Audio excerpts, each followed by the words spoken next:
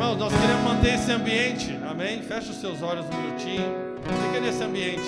Está aqui conosco o nosso irmão Kleber Costa, amém? Da Assembleia de Deus. Conhecemos muito de ouvir falar, mas agora antes era só de ouvir falar, agora nós estamos com ele aqui, através dos nossos amigos ali, pastores da Quadrangular do Litoral. Ele vai muito lá, eu acho que vai mais na Quadrangular do Litoral que na igreja dele, amém? É um jovem cheio do Espírito Santo, amém? Prega muito, tem um testemunho poderoso. Nós queremos dar espaço nesse ambiente de adoração, né? Ele quer a equipe de louvor permaneça aí, amém? Eu queria que você apenas fosse responsivo, amém? Responsivo ao que Deus quer fazer hoje, amém? E participativo naquilo que Deus quer fazer hoje, amém? Espírito Santo, nós recebemos o nosso irmão com honra, Senhor. Nós abrimos o nosso coração para que ele seja um canal, Senhor. Nós não queremos ter reservas, bloqueios, mas nós queremos, Senhor, honrar aquilo que ele carrega, aquilo que o Senhor deu para ele, ó Pai. Senhor, aquilo que ele tem recebido do Senhor, nós queremos receber, ó Pai, hoje em nome de Jesus. Que haja um grande fluir do Teu Espírito aqui nessa noite, ó Pai, que os nossos corações, Senhor, meu Deus, que nós possamos nos render, responder aquilo que o Senhor quer fazer aqui nessa noite, em nome de Jesus. Nós nos abrimos ao Teu Espírito Santo, nós nos abrimos ao doce Espírito Santo, que age através do corpo, que possa agir através do Teu Filho aqui hoje, em nome de Jesus, e que haja um grande mover do Espírito Santo, em nome de Jesus.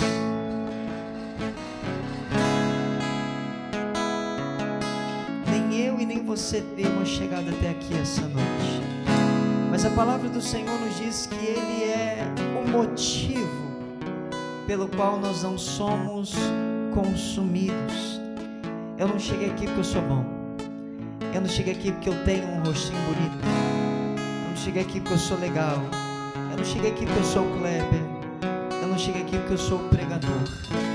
Eu só cheguei aqui por causa da misericórdia dele. E é por isso que essa noite eu tributo a minha gratidão a Ele por tudo aquilo que o Senhor tem feito, mas principalmente por tudo aquilo que Ele tem sido. O Senhor tem sido Deus, Ele tem sido Pai e tem sido presente em todos os momentos. Mas em especial quero louvar a Deus por esta igreja, a qual estou conhecendo essa noite. Estou tendo esse privilégio, esse prazer e essa honra na pessoa do pastor Kleberson. Que Deus te abençoe, viu, pastor? Muito obrigado pelo carinho e pela confiança de me trazer aqui. Para mim é uma grande honra poder servi-los. Saiba que para mim é um motivo de muita alegria poder estar aqui. Meus amados, quem achou o texto, diga amém. Como o pastor já me apresentou, eu sou da Igreja Assembleia de Deus em Curitiba, faço parte da congregação de Vila Auer. Meu pastor é o pastor Marcos Romano. Inclusive eu trago comigo o abraço do meu pastor e da minha igreja. Quantos recebem em nome de Jesus? Glória a Deus. Ezequiel capítulo de número 3, quem achou o texto diga amém. Então vamos lá.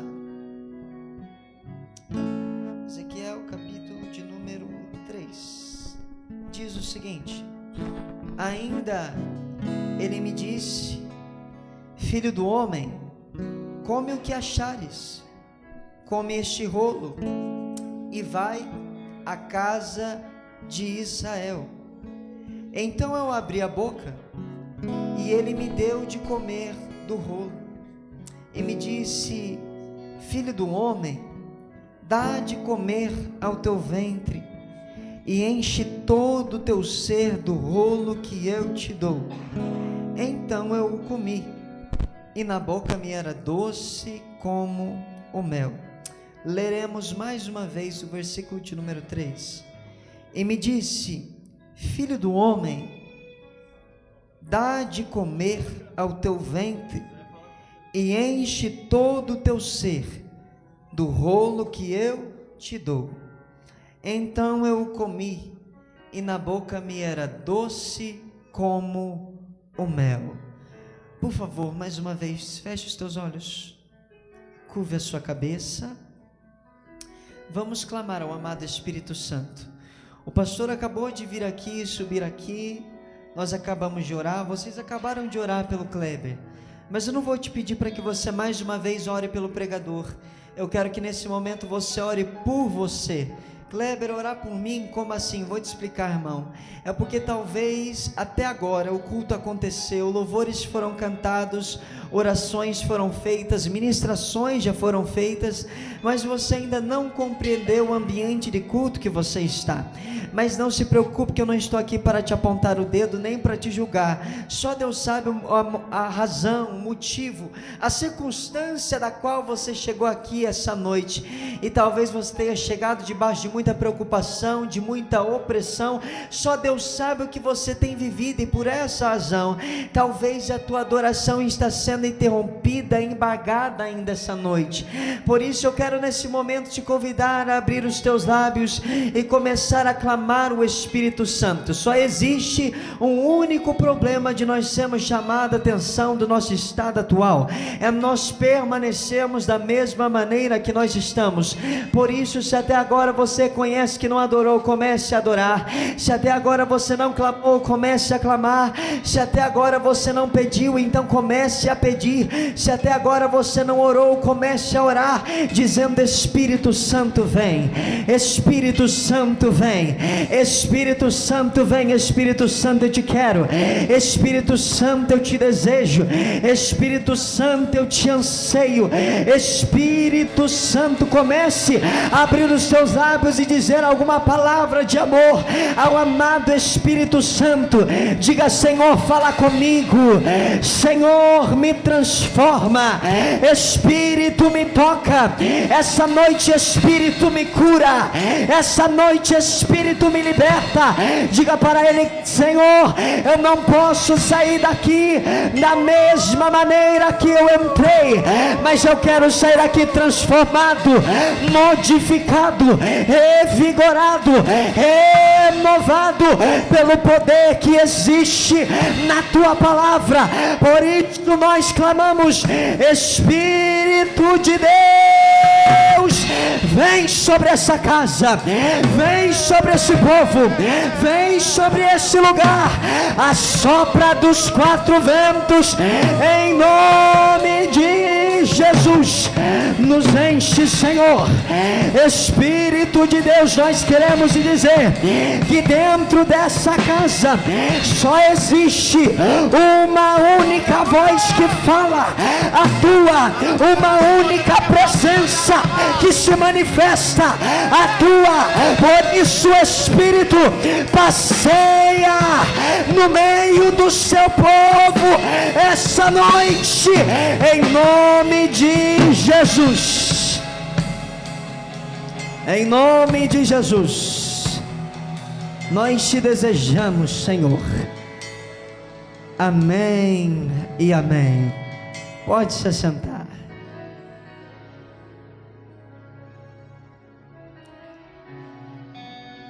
Queridos, é o seguinte, eu vou fazer um combinado com vocês. Amém? Amém. Qual o combinado? Vou te explicar. Seguinte, já me apresentei, já falei. Eu sou assembleiano. Graças a Deus. Graças a Deus, eu estou dentro de uma igreja pentecostal. Amém ou não? Graças a Deus. Por essa razão, irmãos, ser assembleiano, eu sou levemente pentecostal também, quase nada, vocês são mais do que eu. Então é o seguinte, eu tenho uma leve dificuldade de pregar com o seu silêncio. Como assim, Kleber? Eu vou te explicar, irmão. Você de braço cruzado para mim, testa franzida, cara feia e boca muda. O braço cruzado não foi para você não, tá, menino? Brincadeira. Então é o seguinte, brincadeiras à parte, eu não vou te pedir para você forçar algo que não está sentindo, muito menos entendendo. Até mesmo porque, se a gente forçar alguma coisa essa noite, deixaremos de ser pentecostais e nos tornaremos carnais. Então é o seguinte, da medida que você compreender a palavra de Deus, manifeste o seu entendimento através da sua adoração. Então, quando você entender, glória a Deus, aleluia, e de repente, se você sentir vontade, é batizado com o Espírito Santo, na evidência dos dons de línguas, e querer fluir em línguas espirituais, não tem problema, pode fluir em outros idiomas, pois nós estamos na casa do Senhor, e você tem liberdade para isso, e não vai atrapalhar o pregador, amém? Até o final do culto eu vou cobrar o combinado de vocês, queridos. Vocês podem abaixar um pouquinho? Obrigado. Vamos lá. Amados, o livro de Ezequiel é um livro, eu creio que do conhecimento de todos, tanto daqueles que têm a prática da leitura bíblica, quanto daqueles que não possuem esse costume. Para quem não possui, eu lhe indico a começar a tê-lo. Sabe um pouco a respeito do que é a vida, o chamado e o ministério de Ezequiel. Quando nós chegamos no livro de Ezequiel, nós estamos falando a respeito daquele grupo do Velho Testamento dos livros proféticos. Ezequiel, dentro dos livros proféticos, ele faz parte daquele que nós chamamos de os profetas maiores, ou seja, ele anda junto com Isaías, Daniel e Jeremias, está Ezequiel. São profetas maiores não por causa de grandes feitos miraculosos, são profetas maiores por causa do tempo dos quais esses homens de Deus exerceram o seu ministério, o quão longo foi e o quão complexo foi o ministério desses homens. Quando eu falo de Ezequiel, eu estou falando de um tempo que Ezequiel está vivendo, de uma das profecias que ele profetiza, o chamado que ele vive no tempo do exílio da Babilônia. Ou seja, Ezequiel ele pegou justamente o cumprimento de palavras das quais o próprio Deus já havia levantado outros profetas para profetizar e falar a respeito. Ezequiel está vivendo esse tempo, um tempo de calamidade. Ele profetiza nesse tempo de calamidade, ele é servo nesse tempo de calamidade, ele é adorador nesse tempo de calamidade. Mas tem uma coisa, quando eu falo que Ezequiel ele está profetizando no tempo do exílio da Babilônia, não é por isso que eu estou dizendo também que ele nasceu nesse tempo. Não, ele não nasceu nesse tempo. Ezequiel ele nasceu dentro de Jerusalém, ele nasceu dentro de Judá.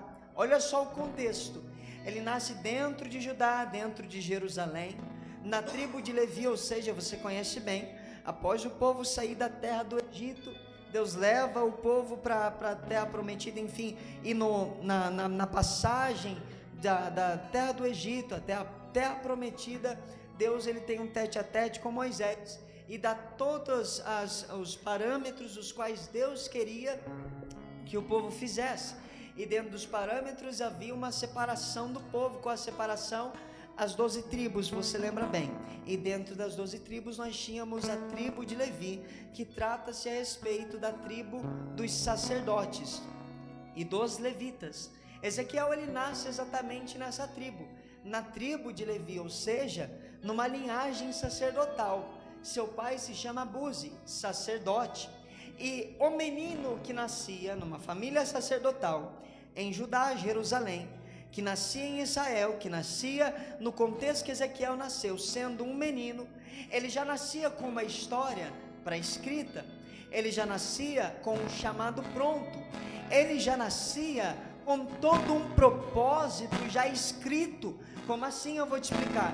É porque o menino que nascia nesse contexto que eu acabei de te explicar, automaticamente ele cresceria debaixo de uma preparação para que aos 30 anos de idade, assim como seu pai, ele tornasse também sacerdote da terra de Judá. Ou seja, Ezequiel, desde o momento que ele nasce, começa a ter um pouco de consciência a respeito daquilo que é mundo. Então ele já começa a aprender o que é adoração, o que é o altar, o que é o templo, o que é ser um sacerdote, o que é ser um levita, o que é ser um adorador, e assim por diante. Desde criança é colocado no conhecimento de Ezequiel aquilo que ele seria. Não, irmão, não haveria opção de chegar a 30 anos de idade, Ezequiel virar para os seus pais e dizer: pai, mãe, eu sinto lhes dizer, mas eu não quero ser sacerdote, eu quero ser médico. Eu sinto lhes dizer, eu não quero ser sacerdote, eu quero ser um agricultor, eu não quero ser um sacerdote, eu quero ser um pescador,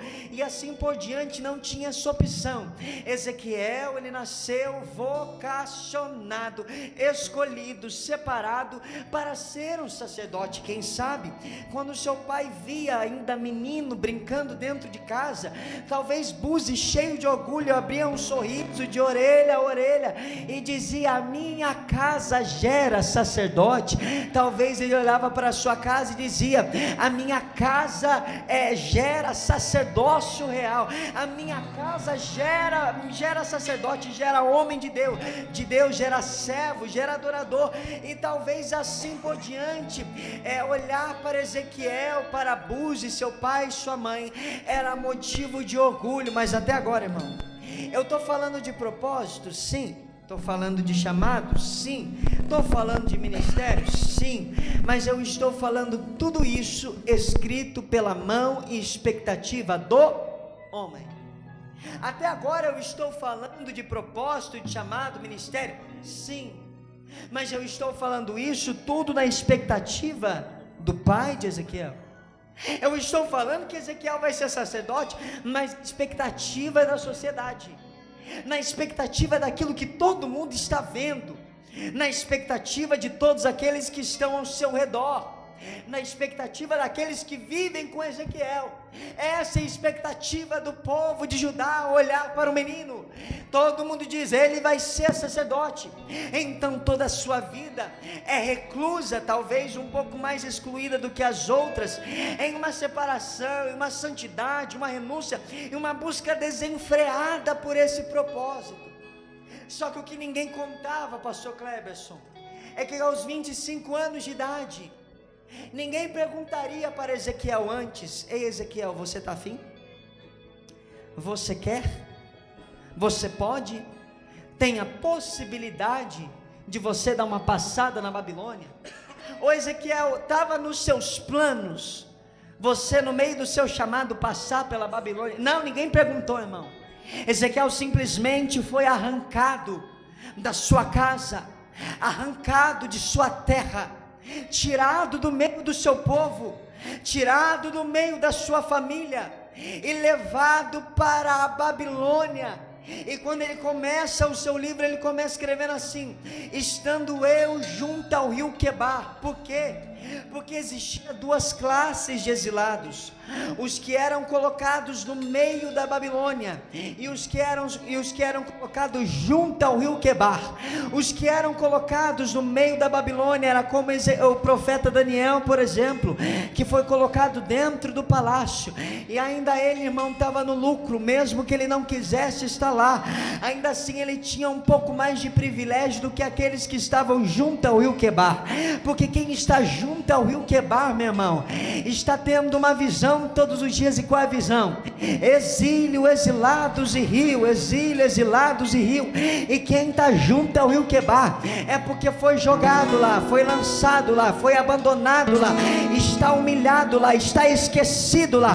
Quem está junto ao rio Quebar, irmão, está acordando todos os dias, tentando encontrar uma saída, mas não existe saída, tentando encontrar uma escapatória, mas não existe escapatória, tentando encontrar uma nova visão, mas não existe outra visão.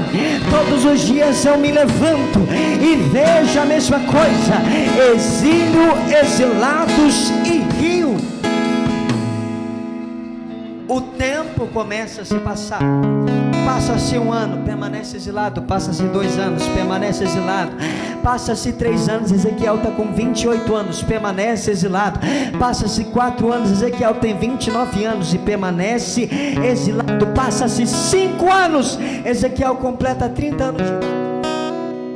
Ô pastor Cleberson, eu quero imaginar, eu imagino na verdade, pelo padrão humano, sei lá, pelo óbvio, que aos 30 anos de idade, o 30º ano de vida de Ezequiel, talvez tenha sido o pior ano de sua vida. Por que, Kleber? Porque pensa bem, meu irmão, você durante uma vida inteira se preparou, se dedicou o seu tempo, dedicou os seus recursos, dedicou tudo o que você poderia dedicar, uma vida completa de santidade, de renúncia, de adoração, de preparação teórica e prática, para que chegue aos 30 anos de idade e você viva o ápice da sua vida. E qual era o ápice para Ezequiel, irmão? Naquela época, ser rei era legal, era extraordinário. Só que ser um sacerdote, irmão, não estava muito longe de estar quase no mesmo nível que o rei. Por que, Kleber? É porque o rei, ele mandava, ele desmandava, ele fazia, acontecia assim. Só que tratando-se do povo de Israel, irmão, não tinha praticamente nenhuma pauta da terra do povo de Israel que primeiro não passasse antes na mão do sacerdote.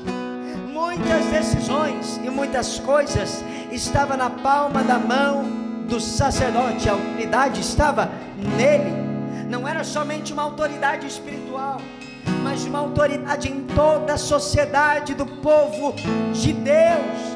Então Ezequiel, aos 30 anos de idade, receberia o urim, o tumim em sua mão, receberia o éfode de linho, receberia a mitra, receberia a estola sacerdotal e assim por diante, a placa de ouro com as 12 pedras preciosas, representando as 12 tribos, e ainda por cima, toda a autoridade e autonomia que o sacerdote tinha naquela época. Mas agora, Ezequiel está com 30 anos de idade, está percebendo, tudo que um dia eu me preparei para fazer e ser, está frustrado.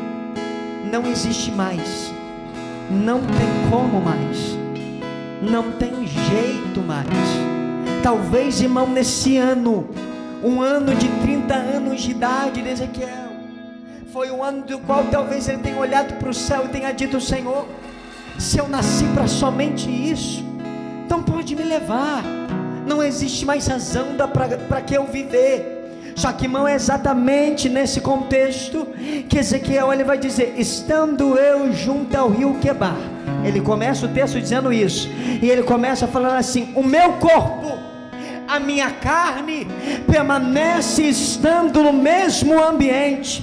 O que Ezequiel escreve dizendo junto ao rio Quebar, ele está querendo dizer o seguinte: ei, os meus pés permanecem pisando no mesmo cenário, ou seja, o meu corpo ainda permanece no lugar da depressão, no lugar da depreciação, no lugar da desistência, no lugar de morte, no lugar, ei irmão, no lugar da desesperança.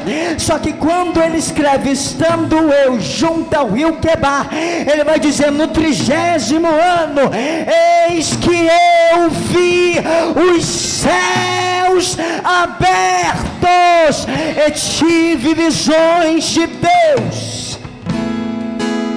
Irmão, peraí, o que Ezequiel está escrevendo é o seguinte: minha carne, meu corpo permanece preso no mesmo cenário. Eu vou conjecturar para ver se você entende. Pega isso aqui um pouco melhor. Eu estou pregando a respeito de alguém que está enfermo e está chegando o 30º ano e está dizendo: eu permaneço enfermo. Eu estou dizendo de alguém que está com problema na empresa, está com problema na empresa há algum tempo, e ainda o problema permanece instaurado lá. Você está vendo o problema dentro da tua família, dentro da tua casa, você está vendo o tempo passar, e hoje chegou aqui e está dizendo: o meu corpo permanece vendo e estando no mesmo cenário. Só que exatamente nesse contexto, irmão, aonde a gente pode pegar tudo, jogar para cima e abrir mão de tudo, largar de tudo, esperar só o momento da morte. Então Ezequiel vai dizer: estando eu junto ao rio Quebar, eis que eu vi os céus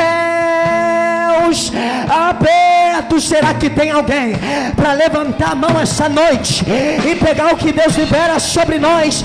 Vai ser no tempo da desesperança, no tempo de morte para todos, mas para você será tempo de visão de Deus. Eis que eu vi os céus abertos e tive visões de Deus. Vamos usar isso aqui, vamos entender. Ezequiel, quando ele fala céus abertos, ele está deixando claro que existe vários céus, porque ele está falando no plural. Por quê? Porque Paulo ele vai escrever dizendo o seguinte assim, ó: eu conheci um homem cujo eu não sei se foi em visão, revelação, em sonho, mas que foi levado até o terceiro céu, e lá ele viu coisas inefáveis que os lábios não podem descrever. Ou seja, Paulo deixa bem claro que existe terceiro céu. Se existe o terceiro, tem que ter o primeiro, tem que ter o segundo. Qual é o primeiro? Eu vou te explicar. O primeiro céu é aquilo que você estudou lá em ciências, na quinta série, se não me falha a memória.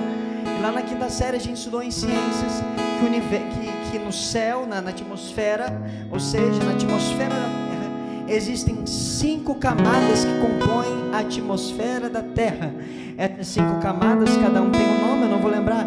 Ectosfera, estratosfera e assim por diante. Você lembra um pouco disso? E tem 5 camadas. Essas 5 camadas compõem o primeiro céu. Tá, Kleber, qual é o primeiro céu? O primeiro céu, irmão, é esse céu mais visível, mais natural, que a gente olha para cima e consegue enxergar. Ou seja, se você olha durante o dia e existem nuvens lá, você consegue ver as nuvens. Só que preste bem atenção, mesmo que a gente não tenha asas para sair voando e chegar ali, e a gente acha que é inacessível, ainda assim o homem conseguiu chegar ali em cima, irmão, porque o homem construiu o avião e o avião chega nas nuvens. Então, Kleber, beleza, onde você quer chegar? Peraí, a gente já vai desenvolver isso aqui. Qual o segundo céu? O segundo céu está em cima dessas 5 camadas, que se trata do espaço, do universo, as galáxias, os sistemas, as estrelas, os planetas, os luminares, Sol, Lua, assim por diante. Aquilo que nós sabemos que existe no espaço, inclusive aquilo que nós não sabemos que existe no espaço. Esse é o segundo céu. Só que, irmão, mesmo que o segundo céu, talvez ninguém que esteja dentro dessa casa hoje conhecerá o universo. Ainda assim, o homem conseguiu chegar lá através do foguete. Ou seja, mesmo que esse limite seja inacessível para nós, não é completamente, porque o homem também conseguiu chegar lá. Só que quando Ezequiel está dizendo, eis que eu vi os céus abertos, ele estava dizendo o seguinte: ei, a minha visão parou de olhar para o limite do primeiro, parou de olhar para o limite do segundo, e os meus olhos estão alcançando além, estão alcançando o céu. Eu vou repetir, irmão, a minha visão parou de olhar para limites da terra, para limites do céu, para os limites do universo, e os meus olhos estão contemplando o céu, pois a minha visão está indo além, está onde Ele está acima de tudo, além de tudo, sobre tudo.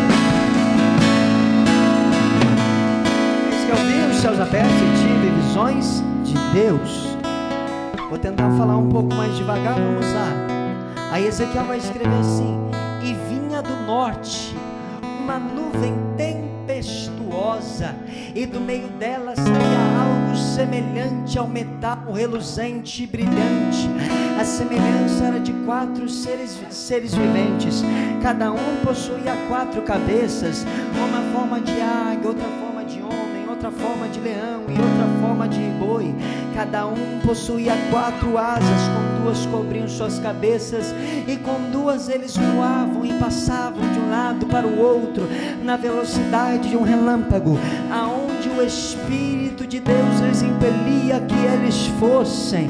Então eu olhei e vi rodas dentro de outras rodas que também passavam na velocidade de um relâmpago, aonde o Espírito lhes impelia que eles fossem, pois do mesmo Espírito que havia nos seres viventes, também havia dentro das rodas. Só que vamos lá,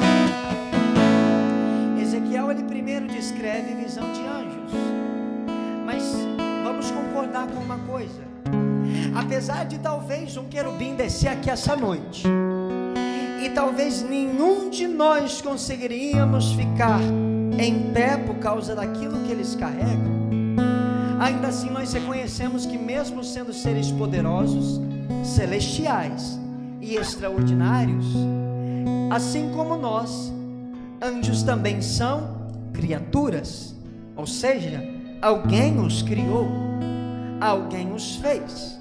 Lá no Novo Testamento, em Hebreus, se não me falha a memória, vai ser escrito o seguinte: é Deus quem faz vento aos seus anjos. Ou seja, todas as vezes que a Bíblia fala desse vento, trata-se de um vento de fôlego, ou seja, o vento do Espírito. Esse vento do Espírito é o vento que dá vida e torna-nos alma e seres viventes. Ou seja, quando nós falamos desses seres viventes, eles só respiram porque alguém os soprou vento em suas narinas, da mesma forma que foi soprado em nós, pois é Deus quem faz vento aos seus anjos. Ou seja, apesar de serem grandes, extraordinários, majestosos, celestiais, poderosos, seres de outra camada da qual a gente não consegue chegar lá, se não morrendo, ainda assim esses anjos são criaturas. E vamos falar a verdade: se Deus mostrasse para Ezequiel os anjos passando de um lado para o outro, indo para lá e para cá, mas mostrasse somente os anjos, não teria serventia alguma. Por que, Kleber? Porque Deus só está mostrando a criatura. Não teria serventia alguma para Deus revelar a Ezequiel somente aquilo que ele criou, pois aquilo que ele criou não causa conexão entre você e o Criador, entre o homem e Deus. Não. Por quê? Porque a criatura só está existindo, e a criatura nada mais é a mesma coisa que você. Kleber, aonde que você quer chegar? Eu vou te explicar melhor. Nós estamos falando de anjos. Na Bíblia, em Apocalipse, quando Deus fala a João escreve à igreja. Ezequiel, quando ele escreve à igreja, ele vai dizer: estou mandando essa carta ao anjo da igreja tal. Por quê? Porque o pastor dentro da igreja é tratado como anjo da igreja. Agora eu vou trazer essa visão para nós. Ezequiel está tendo a visão do anjo, mas se ele visse somente o anjo, não teria conexão entre ele e Deus. Por quê? Porque apesar de anjo ser anjo, é somente ainda criatura. O que eu quero dizer, irmão, é que nós estamos vivendo em um tempo de uma igreja mimada, onde quer todo mundo ter relacionamento e intimidade com Deus. Mas sabe como nós queremos ter relacionamento e intimidade com Deus? Pedindo oração para o nosso pastor. Ou seja, a gente quer que o nosso pastor seja o cordeiro expiatório e intermediador entre o nosso relacionamento da terra com o céu. Mas ei, irmão, é momento da gente parar e largar mão dessa posição de mimados e começarmos a assumir uma posição de intimidade. Do que adianta o teu líder orar por você e você não ora pela sua vida? O que adianta o teu pastor clamar pela tua casa, mas você não clama sobre a tua casa? O que adianta o teu pastor orar pelo teu casamento, mas você não ora pelo teu casamento? É por isso que não adianta nós olharmos somente para o anjo, mas a gente precisa olhar para aquilo que está além. Kleber, o que está além, Ezequiel vai escrever: então eu vi um firmamento, e acima do firmamento existia um trono que saía vozes, relâmpagos e trovões, revolvido em fogo, revolvido em um arco que circundava todo o trono, mas alguém estava assentado lá. O que a gente acha, pastor Cleverson, que o tempo do exílio, o tempo da dificuldade, o tempo do problema é para promover em nós uma posição de coitado? Ô irmão, não me irrita não. Tu acha mesmo? Tu acha mesmo que O tempo que chegou na tua vida de dificuldade é para você abaixar a cabeça, fazer cara de dor e continuar caminhando desse jeito. E de fato, se você permanecer assim, o destino só vai ser o fim mesmo. Só que Deus, Ele não permite isso em nossa vida, para a gente abaixar a cabeça, acordar todo dia até a visão do rio, dos exilados e do exílio, e achar que é para isso que a gente nasceu. Deus está dizendo aí: eu permiti o exílio, mas eu quero promover em você um relacionamento que eu nunca promovi antes. Eu quero promover em você uma vida de oração que eu nunca promovi antes. Ai, irmão, pelo amor de Deus, eu estou pregando para alguém que essa noite eu quero promover em você uma entrega da qual você nunca viveu antes, de uma adoração da qual você nunca viveu antes, de uma visão da qual você nunca teve antes. Ei, Ezequiel, olha!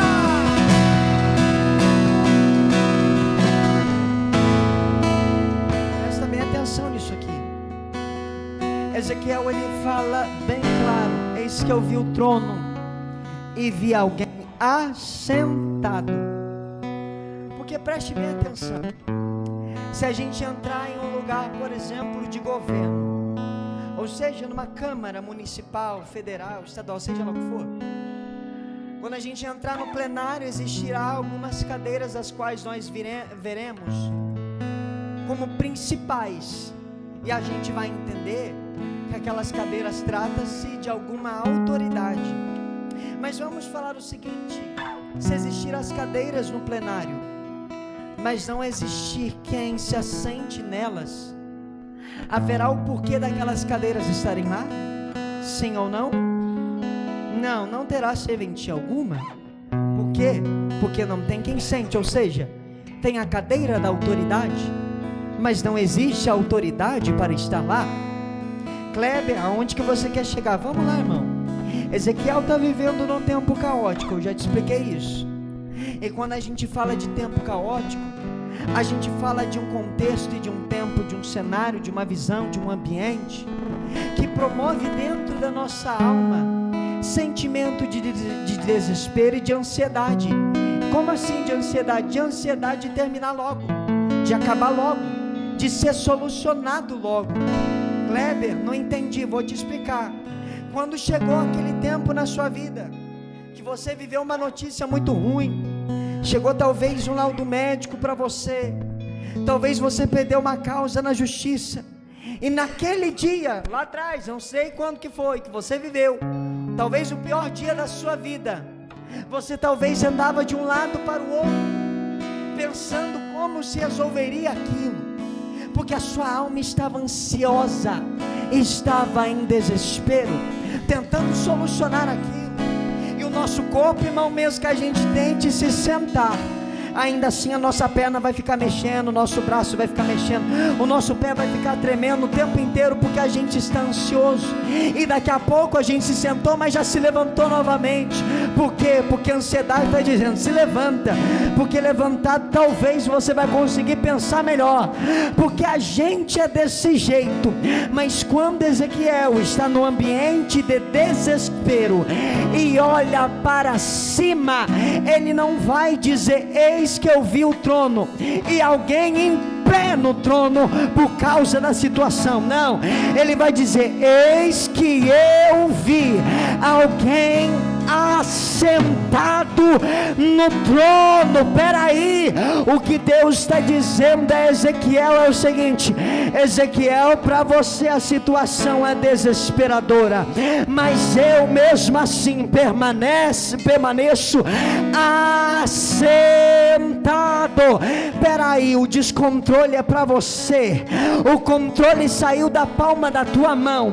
Para você é pânico, para você é crise, para você é ansiedade, para você é desespero, mas para mim eu permaneço assentado no mais alto e sublime trono. Ei, meu irmão, irmão, eu sei que está preocupando a alma de praticamente a maioria, de entrar dentro do mercado e ver que a bandeja de ovos está custando R$30, o café que você gosta de beber está custando R$30, a gasolina não para de subir, dólar não para de subir, inflação cada dia de mal a pior, e a gente desesperado com o governo da terra. Mas irmão, vou trazer uma notícia para você, seja de direita, seja de esquerda, eu vim pregar Jesus essa noite. Bolsonaro subiu no trono e desceu do trono, Lula subiu no trono e uma hora vai ter que descer do trono. Irmão, reis foram, reis vieram, reis nasceram, reis morreram, só que o nosso rei permanece de glória em glória, assentado no mais alto e sublime trono.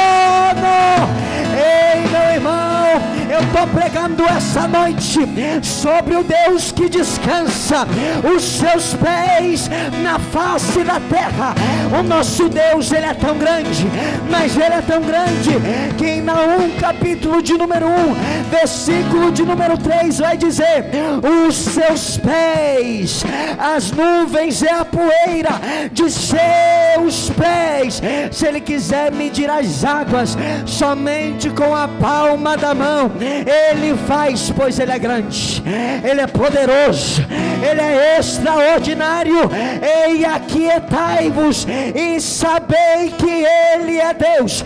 É Ele quem quebra o arco, é Ele quem corta a lança, é Ele quem queima os carros, o fogo. Uns confiam em carros, outros confiam em cavalos, mas nós fazemos menção do nome dEle. Ele não perdeu o controle da sua vida. Irmão, estou pregando para alguém que essa noite Ele não perdeu o controle da tua casa. Ele não perdeu o controle da terra, Ele não perdeu o governo de nada. Ei, irmão, Ele permanece no controle, na majestade e no poder de absolutamente tudo. Não é à toa que os 24 anciões de dia e de noite pegam as suas coroas, lançam aos pés de quem está sentado no trono, se prostram a Ele e cantam uma canção dizendo: digno é de receber honra, glória, força, poder, majestade, ciência pelos séculos dos séculos, pois Ele é. Olhe bem isso aqui. Eu vi alguém assentado. Eu já entrei dentro de alguns cultos que eu vi pastores, ouvi pregadores dizendo: essa noite Deus se colocou em pé ao teu favor. Mentira, não se colocou em pé ao favor de ninguém. Sabe por quê? Porque Ele não precisa. Ele faz e desfaz assentado, Ele manda e desmanda assentado. Assentado Ele me criou, assentado Ele te criou, assentado Ele disse: haja, haja, haja, haja, e ouve, ouve, ouve, ouve, pois Ele não precisa mudar sua posição para absolutamente nada. Da majestade é dEle, o poder é dEle, a glória é dEle, a força é dEle, tudo é dEle, o domínio vem dEle, tudo é dEle.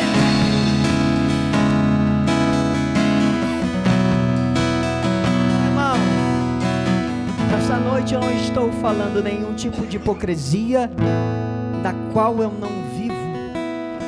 Peraí, Kleber, onde você quer chegar? Porque para você é muito fácil, Kleber, você pregar sobre problema e falar de um Deus que está sobre todos os problemas, sendo que você é um jovem, provavelmente sustentado pelos pais, tem uma vida inteira pela frente, não tem passarinho para cuidar. Então para você é muito mais fácil. Tu Tu não sabe da missa metade, irmão. Olha para minha cabeça e tu vai perceber que me falta um pouco de cabelo. Não é porque eu sou calvo, não. É porque há 4 anos atrás eu descobri que eu estava com câncer. A médica olha para mim e fala: Kleber, você tem câncer.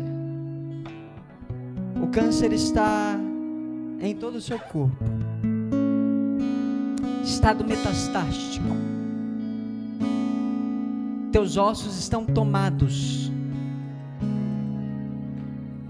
de rachaduras que a doença criou. E daí o tratamento, Kleber, é o seguinte: não tem quimioterapia, não tem terapia, não tem tratamento que possa solucionar o teu problema. O que a medicina tem para te oferecer, sabe o que é, Kleber? É uma qualidade de vida para tentar te manter bem até o dia que o teu corpo aguentar. Mas a gente quer que ainda assim você consiga viver bem até o dia da sua morte. Fazem 4 anos, irmão, que eu ouço em todas as consultas, porque eles querem deixar bem claro que não tem esperança, que não tem o que fazer. 4 anos, irmão, de indas e vindas no hospital, que algumas vezes eu fiquei em cima de uma cama. Tu percebe que o Kleber é magro, mas graças a Deus agora eu tô magro normal, mas em um estado cadavérico em cima de uma cama, com o osso aparente aqui no meu rosto. Já tive que pregar muitas das vezes com boina na minha cabeça. Por que, Kleber? Porque criou um tumor enorme na minha cabeça. E se você percebeu, hoje em dia não tem mais. Graças a Deus, meia dúzia entendeu o que eu disse. Hoje em dia não tem mais. Kleber, e daí você está contando isso para nos emocionar? Não, não chora ainda não, irmão. Chora depois para você dar glória com alegria. Irmão, aí um belo dia, eu estou no hospital recebendo quimioterapia. A médica chega para mim e fala: Kleber, eu comecei a seguir um cara na internet. Eu falei: é, doutora, é verdade. Esse cara, ele prega, diz que ele canta, faz algumas coisas em umas igrejas e tal. Eu falei: sério, doutora? Eu falei: é sério. Não, mas agora falando sério com você, eu preciso te contar uma coisa. Quando eu vi aqueles teus vídeos, a lágrima veio, eu fiz ela voltar. Eu falei: por que, doutora, que fez voltar? Por que não deixou chorar de uma vez? Eu falei assim: não, mas eu preciso te falar. Porque quando eu olhei você correndo de um lado para o outro, pulando de um lado para o outro, eu só pensei: como que na segunda eu olho ele em cima de uma maca, e quando chega no sábado tá pulando daquele jeito dentro da igreja? Ei, meu irmão, eu vim aqui pregar para alguém essa noite. É porque todos os dias eu não cheguei aqui porque eu sou bom, eu não cheguei aqui porque eu tenho alguma coisa de especial, eu não cheguei aqui porque eu sou um jovem forte, porque eu tenho uma fé sobrenatural. Não, eu só estou de pé é porque todos os dias a medicina pode dizer: Kleber, a gente perdeu o controle. Quando eu olho para ele, ele fala: Kleber, a medicina perdeu o controle do câncer há muito tempo, mas eu permaneço assentado.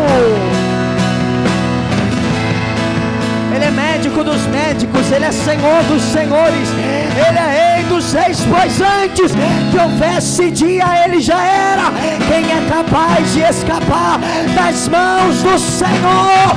Ninguém agindo ele, quem impedirá?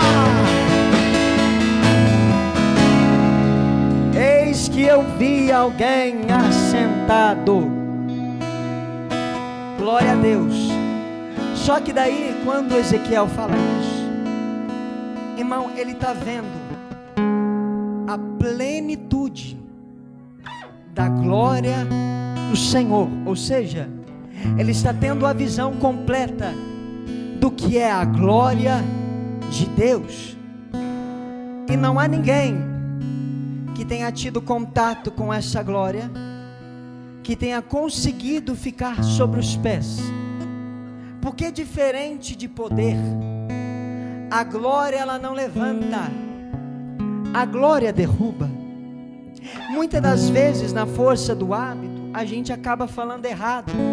Quando a gente está naquele momento de êxtase no culto, e a gente está, sabe, naquele momento de língua estranha, e a gente está vendo os profetas entregando profecia, revelação, aquele mover no culto, e a gente fala: a glória de Deus está aqui. Não está. Sabe o que está? A manifestação do poder está, sim, porque o poder, ele vem e ele levanta. Você pode ver quando o poder desce, irmão, a gente quer ficar em pé, a gente quer pular, a gente quer correr de um lado para o outro, porque é o poder. O poder, quando desceu em Atos 2, não derrubou ninguém. O poder levantou para o que, Kleber? Para que eles pudessem pregar, para que eles pudessem caminhar. Mas a glória ela não levanta, a glória ela derruba. Kleber, você falou uma heresia aí. Não falei, e vou te dar Bíblia para isso. Êxodo capítulo de número 33. Glória desceu, Moisés caiu. Êxodo capítulo de número 40. Glória desceu e todo o povo caiu. Isaías capítulo de número 6. Glória desceu, Isaías caiu. Daniel capítulo de número 10, glória desceu e Daniel também caiu. Glória desceu sobre Ezequiel e Ezequiel também caiu. Glória desceu no altar de Elias em 1 Reis capítulo de número 19, e todos caíram sobre os seus ossos, reconhecendo que somente Ele é Deus. A glória desceu no altar de Salomão e todos caíram. A glória desceu em Atos capítulo de número 9, no caminho de Damasco para Paulo. Então Paulo também caiu. A glória caiu em Apocalipse para João e ele caiu como morto, pois a glória ela não levanta, ela derruba.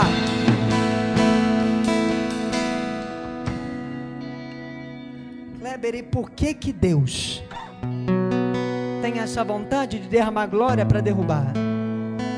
Irmão, porque todas as vezes que Ele apresentou o peso de sua glória para alguém, foi para que ao levantar-se, não levantasse mais da mesma forma. Porque que glória é essa que a gente tanto fala? Que a glória desce, mas o nosso pecado permanece no mesmo lugar. Que glória é essa que desce e o nosso linguajar permanece do mesmo jeito? Pastor, que glória é essa que desce e lá dentro do trabalho todo mundo permanece, ninguém sabendo que você é crente? Que glória é essa que desce, que é uma glória que não muda nada dentro da sua vida? Que glória é essa que desce e tu permanece sendo um péssimo marido, e você permanece sendo uma péssima esposa? Que glória é essa que desce e você permanece sendo um filho desobediente? Que glória é essa que desce e a gente não consegue adorar direito? Que glória é essa que desce, que não transforma a nossa vida, não transforma nosso caráter, não transforma quem nós somos? Irmão, eu posso te dizer, é choro, é emoção, é sentimentalismo, mas não é glória. Porque quando a glória desce, irmão, o nosso ego ele cai junto. Quando a glória desce, nossa arrogância cai junto. Quando a glória desce, Deus começa um processo de reforma. Como assim, Kleber? É porque o peso da glória de Deus é uma espécie de prensa, pastor Kleberson. Como assim, Kleber? É uma espécie de prensa. Pega a azeitona e da azeitona então é colocado na prensa. Quando a azeitona é colocada na prensa, ela começa a ser esmagada, esmagada, esmagada, esmagada. E pastor, ser esmagado por essa glória dói, e dói demais, porque quando a gente começa a ser esmagado, a gente começa a perder muita coisa, a gente começa a perder nossos pedaços, a gente começa a perder tudo aquilo que nós temos e tudo aquilo que nós somos, mas ainda assim a glória permanece esmagando, esmagando, esmagando. E quando a azeitona está toda esmiuçada, a ponto de alguém olhar e dizer: não serve para mais nada, está só o bagaço, então é aí que Deus fala: aí chegou no ponto que eu gosto. Por que, Kleber? Porque quando a azeitona chega no bagaço, ela começa a verter azeite, azeite, azeite. Eu vou pregar para a esquerda aqui. Quando a glória de Deus nos torna o bagaço, então de nós começa a gerar azeite, azeite, azeite. Será que tem aqui na direita alguém para pegar isso aqui? Está sendo esmagado pela glória, então dê glória a Deus, porque você está gerando azeite, azeite. Kleber, está doendo, mas tu tem azeite. Kleber, estou esmagado, mas você tem azeite, azeite, azeite.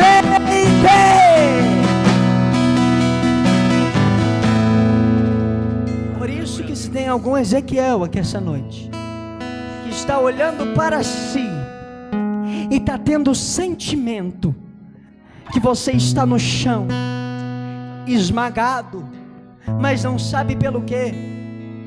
Irmão, vou te dar uma notícia: se você não está em pecado, não foi o pecado que te derrubou. Também talvez não tenha sido o problema, talvez não tenha sido a guerra, não. O que você está vivendo talvez é a prensa da glória. E se você está vivendo essa prensa da glória, não se preocupe, porque quando Deus te levantar, te levantará extraindo do melhor azeite que você tem.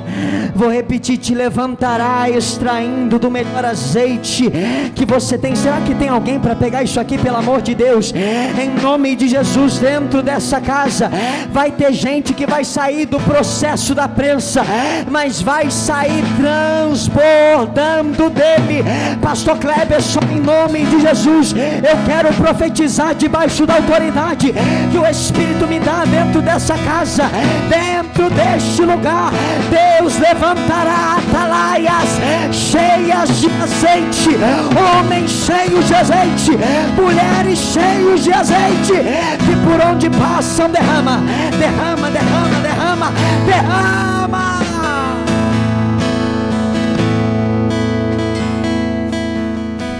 Deus, quando olha para Ezequiel no chão, fala assim: ô filho do homem, põe-te em pé e eu falarei contigo. Ô irmão, peraí, Deus acabou de descer com a glória, me derrubou no chão. Ele sabe que em mim não existem forças carnais e físicas para eu me colocar de pé, e me pede para eu ficar em pé. Como? Não tem como, de fato, irmão. Não tem como quem está diante da glória caído se levantar pela própria força, pelo próprio recurso, e por aquilo que tem, por aquilo que possui, por aquilo que é. Não tem jeito, porque é a glória de Deus. Só que tem uma coisa: quando Ezequiel está no chão, a voz fala isso. Então a Bíblia vai dizer: e o Espírito desceu sobre mim. Irmão, vou repetir: o Espírito desceu sobre mim. É a mesma coisa que aconteceu com Maria, quando o anjo disse que ela daria a luz ao Filho de Deus. Então ela vai se perguntar: Senhor, como se dará isso? Então o anjo lhe responde dizendo o seguinte: descerá sobre ti, descerá sobre ti, descerá sobre ti, descerá sobre ti o Espírito Santo, e o poder lhe cobrirá. Ai, irmão, pelo amor de Deus, profetizar para alguém: o Espírito vai descer sobre o teu filho, o Espírito vai descer sobre a tua casa, o Espírito vai descer sobre a tua família, o Espírito descerá sobre a tua vida, o Espírito vai descer e vai levantar alguém. de Candaraçúria. Eu estou quase acabando. Falta menos de 10 minutos para acabar. Ficou em pé. Aí, Kleber. Quando ficou em pé, a voz começou a falar. Começou a falar o quê? Seguinte: você vai à casa de Israel e você vai profetizar aquilo que eu lhe mandar, pregará a palavra que eu lhe mandar. Mas vamos lá. Isso aqui é motivo da gente dar glória. Por quê? Porque fazem 5 anos, pastor Cleberson, que Ezequiel não ouve nada e não vê nada a não ser visão de rio, exílio e exilados, correto? Aí agora que ele tem a visão de Deus, Deus agora, depois de 5 anos, vai dar uma direção a Ezequiel. Irmão, Ezequiel está 5 anos parado no mesmo lugar, e agora ele ouve da boca de Deus dizendo: levanta e caminha. Olha só, para alguém que está parado, Deus está dando a palavra. Tu vai levantar, eu te dou a direção, e você avança, avança, avança, caminha, vai, porque Deus levantou, deu poder e está dando a direção. Só que tem uma coisa, nisso Deus vai falar o seguinte: só que você vai pregar e ninguém vai te ouvir. Tu vai profetizar e ninguém vai querer te escutar. Tu vai profetizar e esse povo é duro, esse povo é de dura cerviz, duro de coração, esse povo é desobediente, esse povo é teimoso. Peraí, a primeira parte estava legal, mas quando Deus veio dizendo que eu vou fazer e não vai adiantar nada, então por que Ele está me levantando para caminhar, se Ele já está dizendo que não vai adiantar? Por que Ele está me dando essa direção, se Ele está dizendo que o povo não vai querer escutar? Só que antes que o Filho do Homem tivesse a coragem talvez de formular a pergunta e direcionar a Deus, Deus já vem e diz assim: tu porém, Filho do Homem, não caminhe como eles caminham, e não faça como eles façam, não venha contra mim, tu porém obedece a minha palavra, obedece a minha palavra, obedece a minha palavra. Filho do homem, não é como eles estão dizendo que é, não é como eles caminham, não é do jeito deles, é da minha forma, é do meu jeito, é do meu padrão. É porque Deus está dizendo para alguém: a gente tem que parar com esse costume, com essa mania de achar que evangelho, de achar que reino é do nosso padrão, é do nosso jeito e do estatuto e da forma que o mundo está dizendo que é. A gente tem que parar com esse negócio de adeptos para se encaixar naquilo que o mundo quer. Irmão, não. A igreja, o reino, o ministério chamado Deus, a igreja, nós não precisamos disso. Tanto é que Paulo vai dizer: não vos conformeis com este mundo, mas sejam transformados pela renovação da vossa mente. Irmão, que renovação é essa? Essa renovação vem pelo poder da palavra de Deus. Quando Deus está dizendo: Ezequiel, não venha contra mim, a gente precisa entender, peraí, a vontade de Deus para a nossa vida nem sempre será fácil, meu irmão. A vontade de Deus para a nossa vida nem sempre será alinhada com a vontade que as nossas expectativas criaram. A vontade de Deus nem sempre estará alinhada em nosso querer. Ou seja, se não está alinhado, pastor, não vai ser fácil. Se não está alinhado com aquilo que a gente estava esperando, não vai ser fácil. Ou seja, quando Deus está dizendo não faça como eles fazem, Deus já estava dizendo: Ezequiel, a vontade de parar vai ser grande, a vontade de desistir vai ser grande. a vontade de abrir mão no meio do caminho vai ser grande. Irmão, eu não estou pregando para super-herói essa noite, eu estou pregando para ser humano. Depois leva o teu pastor num lanche, numa pizzaria, numa hamburgueria, ou talvez uma confeitaria, paga um café para ele, só para você ter uma conversa de mesa com ele e perguntar: pastor, quantas foram as vezes que o Senhor sentiu vontade de desistir? Talvez ele vai dizer: foram incontáveis as vezes, porque a vontade de Deus às vezes, irmão, vai nos requerer coisas, vai nos trazer dores, nós perderemos muita coisa, perderemos pessoas, perderemos amizades, perderemos recursos, perderemos nosso tempo, perderemos nossos sonhos, perderemos nossos objetivos. Só que antes que a gente sinta fome e vontade de desistir, então Deus olha para Ezequiel e fala: Ezequiel, olha o que está descendo.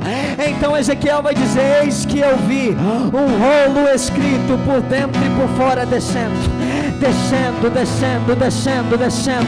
Então a voz de Deus vai dizer: Ezequiel, abre a tua boca e come do rolo que eu te dou. Então eu abri os meus lábios e comi do rolo que ele me dava, e ele me disse: Ezequiel, abre os teus lábios, dê de comer ao teu ventre e enche a todo o teu ser do rolo que eu te dou. Kleber, que rolo é esse? Este rolo se chama Palavra de Deus.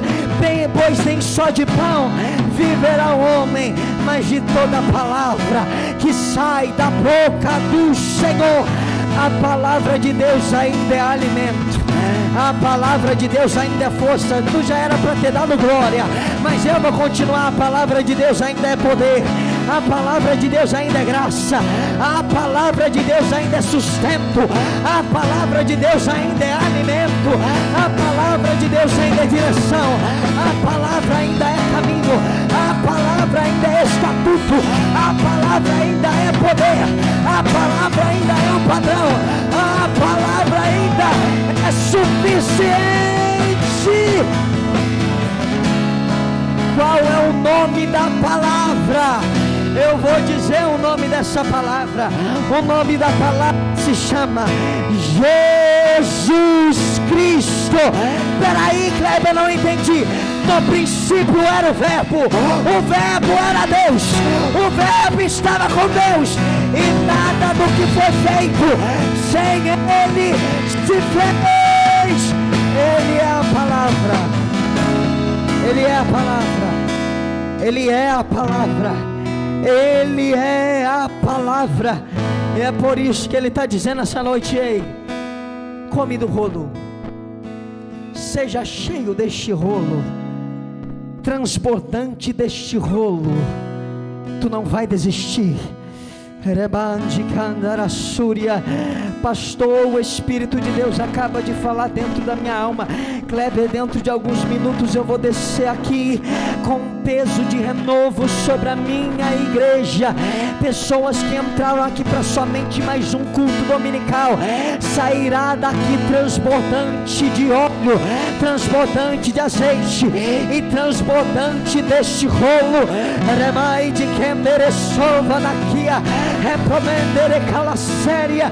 Ei, tu vai ser cheio não somente aqui dentro, mas cheio dentro da tua empresa, cheio dentro do carro, cheio dentro do ônibus, cheio dentro do Uber, cheio no meio da rua, cheio dentro da escola, cheio na faculdade, cheio na universidade, cheio do Espírito. Se coloque sobre os seus pés, se coloque.